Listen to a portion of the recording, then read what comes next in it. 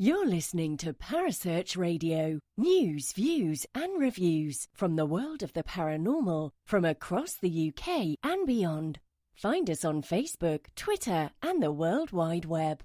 The views and opinions expressed by presenters and guests are their own and do not necessarily reflect the official policy or position of Parasearch Radio or their affiliates and sponsors. Listener discretion is advised. Good evening and welcome to the Paranormal Pop-Up Show. My name is Kerry Greenaway. Hello. And joining me in the studio tonight, I have the lovely Paul Rook. Good evening, Paul. How are you?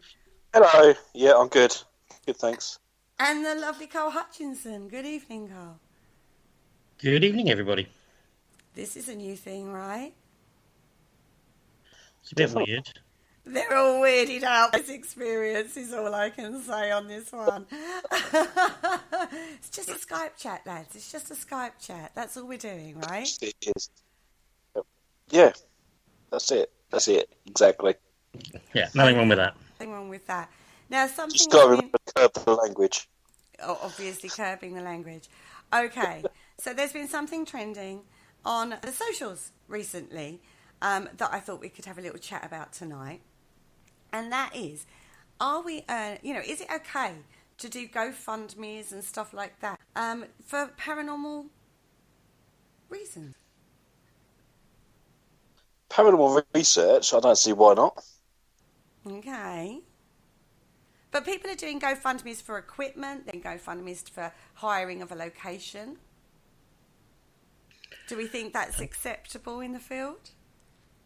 My personal view, when it comes down to GoFundMe for equipment, I think that can be a little on the borderline of taking the mickey slightly. Location-wise, research-wise, I can't see them being an issue. But to GoFundMe to basically buy the latest bit of equipment, I think that's on the borderline of taking the mickey. I see it as a hobby. I see it as a hobby. And if it's a hobby, then, at the end of the day, you could put it out there. If someone chooses to, support you and fund you in that, that's somebody's personal choice, right? To do that. So you could put it up and no one has to do it. No one's being forced to do it.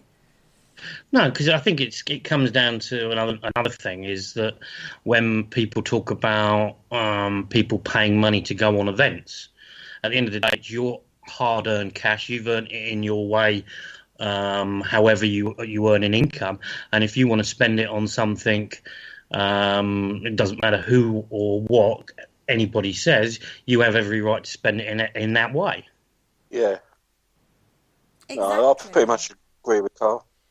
Yeah, no, I'm with you on that. I think at the end of the day, it's everybody's personal discernment of how they wish to spend their money. If you wish to spend your money to support a group that's put up a GoFundMe or something like that. I mean, we're not talking for charity. We're talking to actually support their own hobby. If you want to do that, that's your discernment of how you spend your money. It's down to your own individual choice then, right? Yeah. Yeah. That's where we're There going you with go. that. Sorted that one. Yeah. Yeah, but I think it also it comes down to a lot of things, and I think that's where you can look at it from an outsider's point of view. When there's too many people that will jump on the bandwagon that people are ripping people off, etc. When it comes to locations and how much they pay, these places that people go into aren't cheap. No. And at the end of the day, you price your tickets to your market.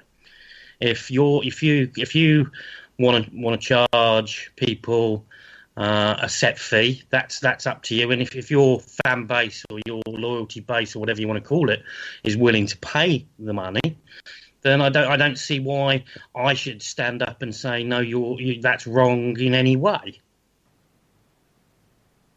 Yeah, it's no different from anything. We all have, we all go out shopping, and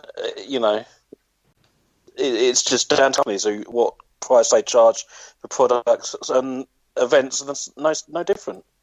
It's the same way as if you're buying a car, you shop around, you find a car that you want, and it might be 10% extra because it's just down the road from you, where you could travel 150 miles and it's a lot cheaper. So it's your own personal preference how you spend your money. You've earned it. You've worked hard for it.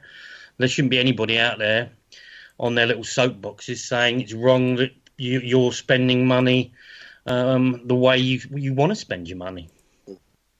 I totally agree. Because I think if you start thinking like that, then when you start doing, when you start looking at it, there's a lot of things that are, teams and stuff that are going through and doing a Patreon thing where they basically do extra content or something, and then you pay for that extra content.